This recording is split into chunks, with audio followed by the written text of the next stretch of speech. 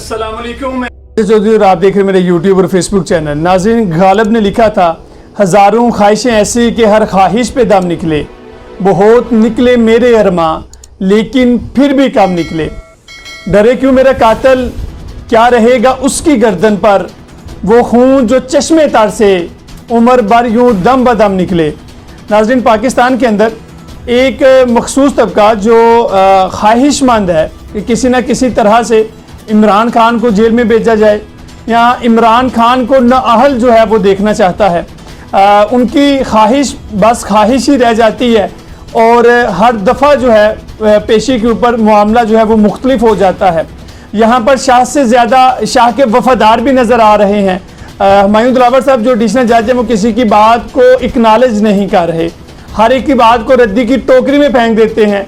यहाँ तक कि chief justice high court Umar Farooq के अहकामात को भी उड़ा कर रख दिया। दूसरा सुप्रीम कोर्ट में सिविलियन के मिलिट्री कोर्ट में ट्रायल के दौरान इत्तेजाज हसन साहब रोस्टम पर आए और चीफ जस्टिस साहब से इस्तदा की दरख्वास्त की। इत्तेजाज हसन साहब ने कहा कि बहुत बड़ा जुल्म हो गया, एक पार्लियामेंट के अंदर जो है वो बिल मंजूर किया जा रहा है जो बहुत ख़तरनाक हो सकता है। मैं उस बिल का जो है वो कुछ जो मुख्तसर सा जो हवाला है, जो खुलासा है वो मैं पेश कर देता हूँ। इस बिल के मुताबिक जो इंटेलिजेंस अदारे हैं, IB है या और जो ISI है, शक की बुनियाद पर किसी भी किस्म के दस्तावेज़ात, जो जो नक्शे हैं, मॉडल, आर्टिकल, नोट, हथियार या इलेक्ट्रॉनिक जो आलात है वो जब्त करने और मुलज़म को गिरफ्तार करने के मजाज होंगे। इससे इंसानी हकूक, इंसानी आज़ादी और मीडिया की आज़ादी के ऊपर बहुत बुरे असरात पड़ सकते हैं। आज नया पाकिस्तान का जो एंकर है, जो किसी भी तारुफ का मुहताज नहीं, हुसनैन रफ़ीक साहब, आज उनको इस्लामाबाद हाई कोर्ट के बाहर से गिरफ्तार कर लिया गया और जो इब्तदाई इस वक्त जो रिपोर्ट है उसके मुताबिक 3 MPO के तहत उनके ऊपर दहशतगर्दी का जो है वो मुकदमा दर्ज किया गया। हुसनैन रफ़ीक साहब के बारे में आपको बताता चलूँ कि ये कोई बहुत बड़े बिलागर नहीं है, लेकिन पाकिस्तान के अंदर बहुत बड़े यूट्यूबर ज़रूर हैं। इनके तकरीबन जो है वो 3 लाख जो है वो इससे भी ज़्यादा इनके सब्सक्राइबर हैं और जो है वो एक सक्सेसफुल अपना जो है वो सिस्टम चला रहे हैं। और इनका कसूर जो है वो सिर्फ इतना सा है कि ये ज़्यादातर इमरान खान को प्रमोट करते हैं, इमरान खान की वीडियोस डालते हैं, इमरान खान की अदालत में जाते, अदालत से वापसी पर या कहीं पे या कोई जलसा गाह हो, उस्मान पार्क हो, कोई भी इवेंट हो तो उसको ये कवरेज देते हैं।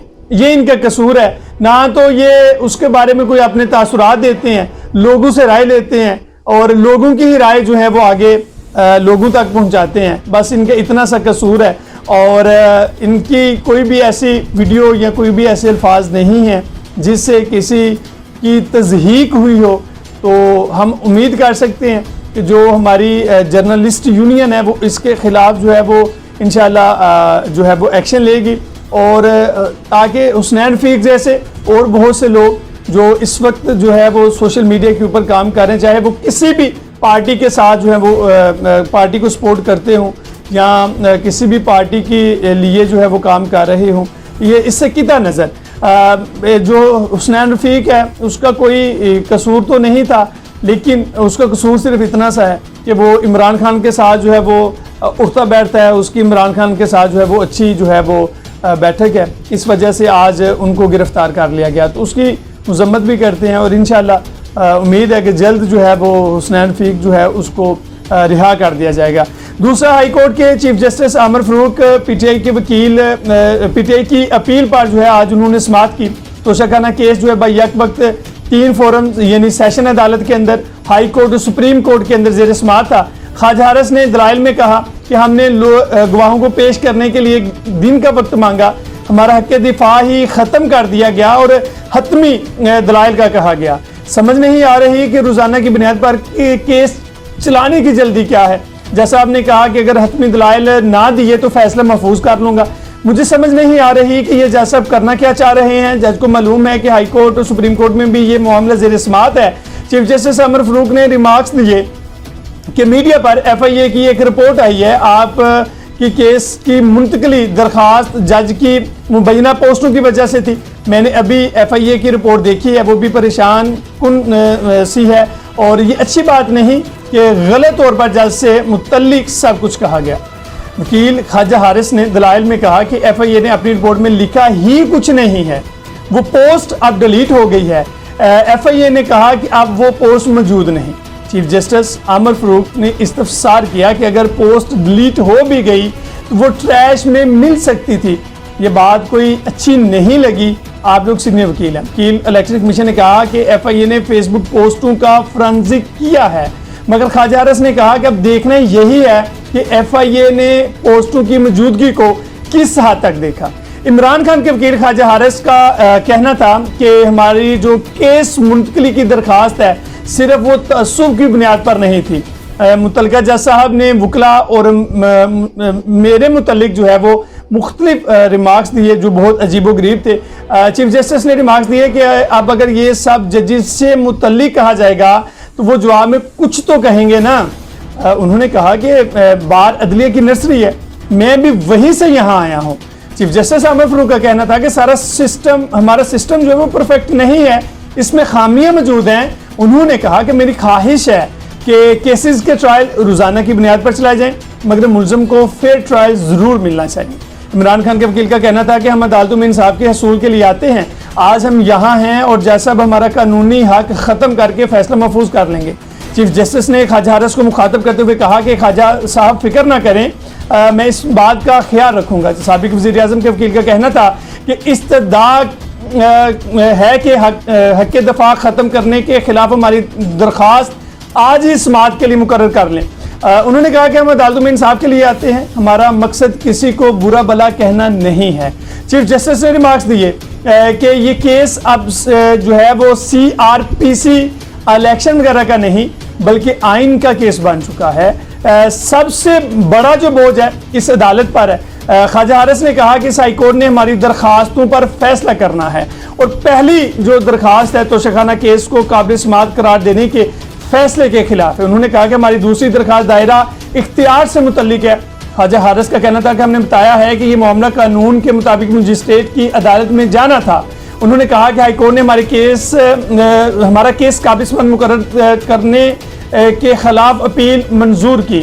उन्होंने कहा कि हाईकोर्ट ने अगर केस रिमांड बैक किया था और किसी और जज को भेजना चाहिए था।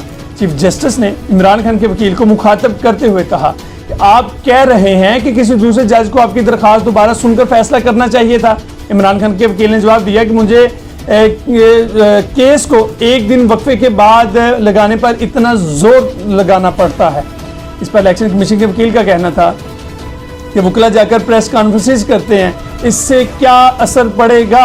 चीफ जस्टिस इस्लामाबाद हाईकोर्ट ने रिमार्क्स देते हुए कहा कि सियासी केसेस से मुतल्लिक एक बहस सुबह यहाँ होती है और एक शाम को होती है। उन्होंने कहा कि शाम में जो बहस होती है इसका यहाँ होने वाली बहस से ज़्यादा असर होता है।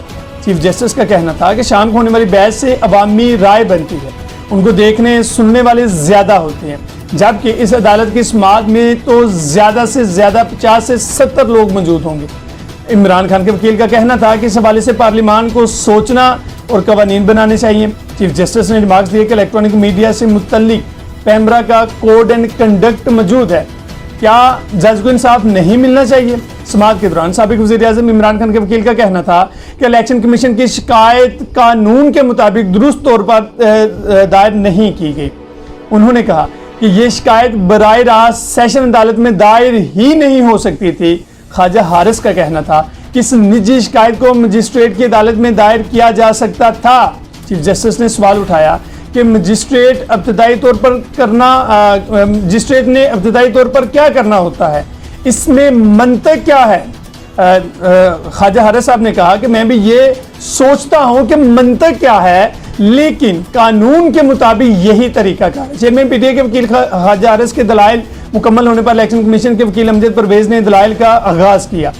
उन्होंने कहा कि जज पर फेसबुक पोस्टों के इल्ज़ाम से मुतल्लिक FIA की रिपोर्ट आ गई है। इलेक्शन कमीशन के वकील का कहना था कि क्या रिपोर्ट की बुनियाद पर तो इन्हें अदालत की कार्रवाई नहीं होनी चाहिए थी। इलेक्शन कमीशन के वकील ने कहा कि इमरान खान के खिलाफ फौजदारी मुकदमा दर्ज नहीं किया जाना चाहिए था। इलेक्शन कमीशन के वकील ने कहा कि जज को इंसाफ नहीं मिलना चाहिए था। अमजद परवेज़ का कहना था कि उन्होंने जज पर इल्ज़ाम लगाने से पहले फेसबुक पोस्टों का फोरेंसिक क्यों नहीं करवाया। उन्होंने कहा कि कानून के मुताबिक जज पर ऐसे इल्ज़ामात के साथ बयान हल्फी लगाया जाता है। आज चीफ जस्टिस साहब को एक लंच भी करना था और साथ में एक मीटिंग भी थी, जिसकी वजह से समाज 3:30 बजे तक मुलतवी कर दी गई, उसमें वक्फा आ गया। इसके बाद 4 बजे के बाद चीफ जस्टिस साहब दोबारा जो है वो कोर्ट में आए और अमर फारूक साहब को मुखातब करते हुए कहा कि माजरत, मैं एक मीटिंग में था जिसकी वजह से मैं जो है वो अखीर का शिकार हुआ और जैसा आपने अपने पास जो है वो आज का फैसला महफूज कर लिया।